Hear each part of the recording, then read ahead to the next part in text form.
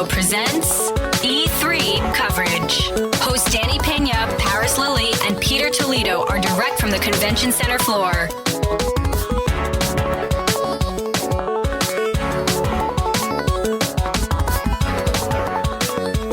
Pete, this is the last day here at E3, of course, 2019, and you finally got to check out one of the games that you were really curious about, man. Was it Square Enix, Crystal Dynamics, Marvel? It was published by Square Enix, but it was a combination effort between Eidos and Crystal Dynamics. Ooh, so okay. Eidos Montreal. Marvel Avengers. So you're been a little criticisms because Nintendo announced their little entry with the Marvel titles. Yeah. Kind of throws a little confusion in there because you kind of expect. And I'll tell you what happened to me today. So I interviewed Mike, from US Gamer. Right. We Mike were talking. Williams. Shout out to him. Shout out to Mr. Subway. Shout out to him. So I asked him, hey, so what was your most disappointed game? He goes, you're gonna be surprised, Danny. Marvel Avengers. I was like, I'm thinking the Switch. And he's like, yeah, the graphics. I'm like in my head, Nintendo Switch, And then he's like, yeah, because, Crystal Dynamics. And I was like, oh my God, that was disappointed? I was in shock. So, because, dude, we got to play the Nintendo Switch version. Yes, Marvel Ultimate Alliance 4. Yeah, 4? It was good. I had a great time. We were playing 4 players. Shout out to Ella. She was playing with us. Our friend Ella. And Paris. My character was Wolverine. What was yours? I was playing with Venom.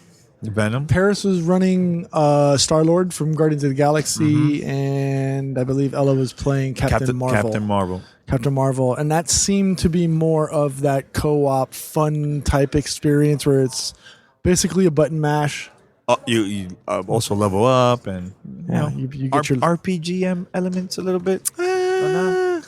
I don't know if I would say that because I didn't see many skill tree opportunities and things like that are true or that would be like a traditional RPG. I didn't see any of those elements in what I saw in the Square Enix version. I do know, just from the presentation and watching gameplay, and we have an original story in collaboration with Marvel. So whether, because obviously, and we don't know, honestly, if there's going to be some iteration of Thanos and Infinity Gauntlet. There are many characters that, I didn't expect to see, Taskmaster being one of the villains that we encounter, set in San Francisco, and, 4-player online combat co-op comes out May 15th on all platforms. I will say the cast that they've selected is an all-star voice cast, but I think we as fans of the MCU, you associate those characters with those voices that we've become so enamored with over the past 10 years.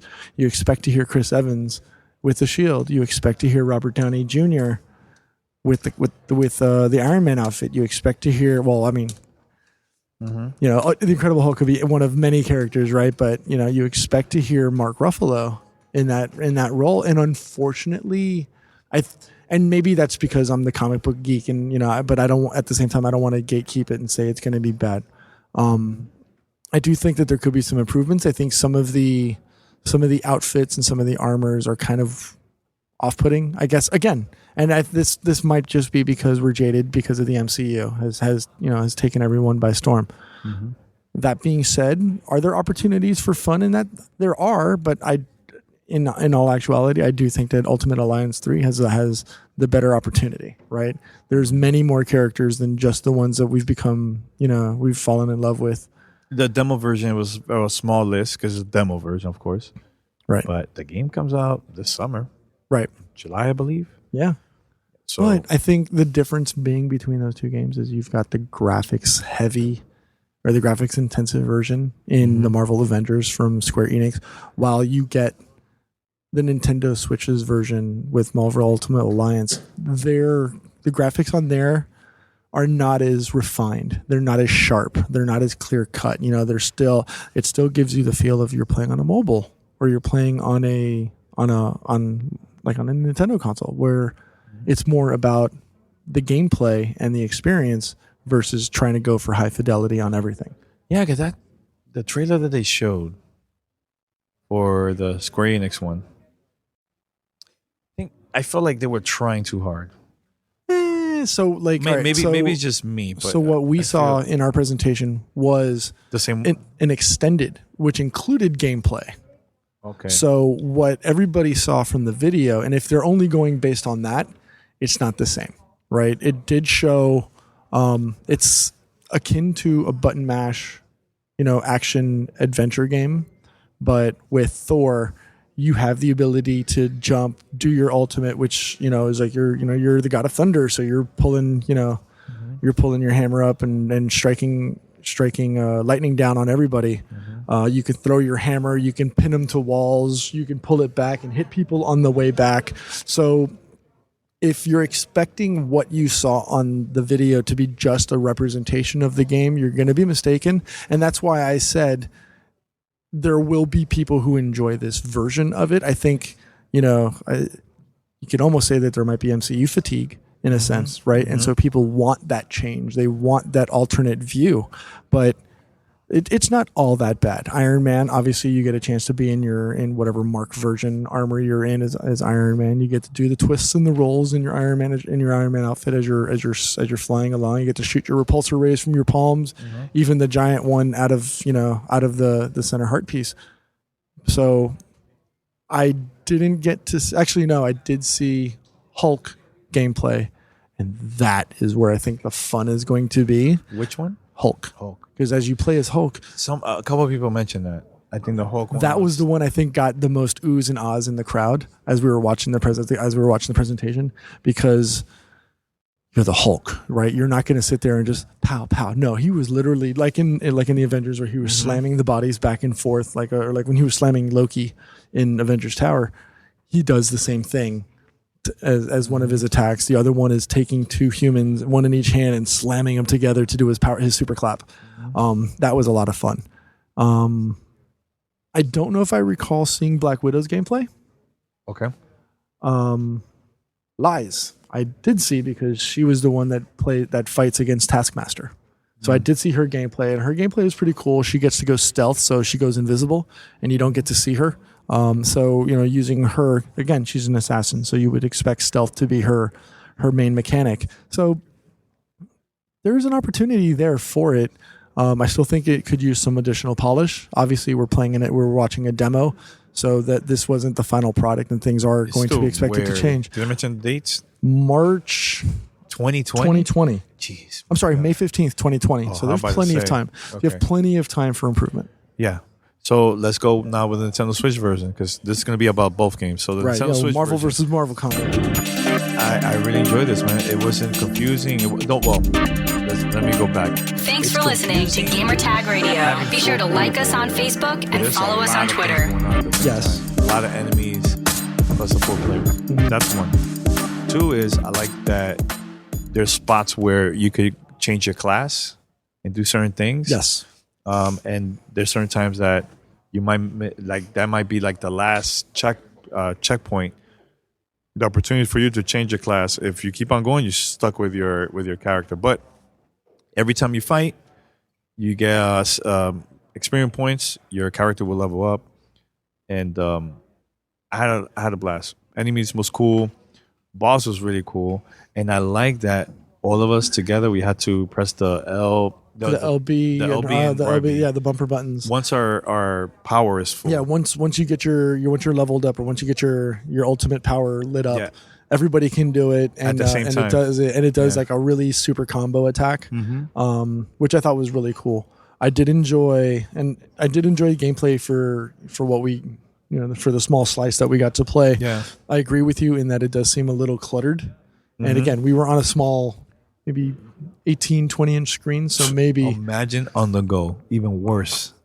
So yeah, if on the go with one, maybe max two. Yeah, I don't know. I couldn't see playing 4 people, each with Joy-Cons. I mean, you could do it, and I mean, go Right, for it. I did I'm just warning you, notice- it's a lot. I did notice in similar to a lot of top-down type, or top-down fighters, where when people start to go in one direction and you start to move away from some of the enemies, further away from the screen, you have to kind of go back because like it can only the camera can only go back so far. That happened to us a couple of times. Yes. One was either an enemy was a little bit far away from us.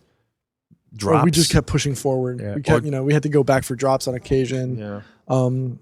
I will say that seeing a lot of the characters that are not normally associated with Marvel properties, like seeing Iron Fist, seeing Jessica Jones, obviously we've seen her in the Netflix series, but actually seeing her as a character in the game caught me off guard. I don't think they went through the full list of characters, but I did see Black Panther. I did see Miles Morales, Spider-Man, and that's where I got conflicted when we were trying to choose characters. I was like, do I go with Miles or do I go with Venom? And I ended up going with Venom. Cool. I kind of regretted it after I made the selection, but I had already gotten accustomed to his gameplay. It's all good. We probably should have swapped, like, so that we all started figuring, getting to see other characters. I think we should have done that like in the last checkpoint. That would have been cool. Yeah, right before the boss. But the thing is, it's risky because you don't know. Right, because you don't know what the character does and things like that. So, but again, I think it's more finely tuned and it doesn't rely on the polished graphics. It's just fine with gameplay. And again, it's what Nintendo does, right? That's their wheelhouse. Giving you fun gameplay and experiences. Yeah, and it was Team Ninja and another company that worked on this game. Yeah, Team Ninja was one, and the other one was a collaboration. But fantastic job by Nintendo. Yeah, I think they knocked it out of the park on that. Really, really good. I'm excited. Now, if you have the opportunity, you get both games and you have to play one. Which one you would choose? I'll tell you mine after yours, but I think I'd probably go with actually it was Koei Tecmo that was the other co-team. Coin. I'd probably go with the Nintendo Switch version because it's easier entryway into getting couch co-op type gameplay. Plus, you can get your family to play. That's what I'm saying. It's excellent opportunity. I can just hand off Joy-Cons to everybody and let everybody go to work. The only thing I will say, and I don't know because of the need for 4 buttons and your bumpers, I don't know if the Joy-Cons are capable of doing that. No, there is buttons there. There is. But you gotta set it up. Yeah. But you need 4. Joy-Cons only have 2 AB. Yeah, you're right. So I don't know if you'd be able to use the simple Joy-Cons. Well, you could unless they put one. I don't know. I gotta check to see. Yeah. But you know what I mean, though, right? Yeah. So I still would think that Marvel Ultimate Alliance 3, the Black Order, is still the preferred one at this time. Mm-hmm. Obviously, that's we still have to give Marvel Avengers a 12-month lead time for that to come out. Mm-hmm. My only complaint, unfortunately, is that I'm just not used to the controller button layout on the Nintendo Pro controller. Because I played it before, so it's kind of similar. All right, we're gonna wrap it up here. We're gonna record one more thing before we head out. So thank you for listening. Until next time.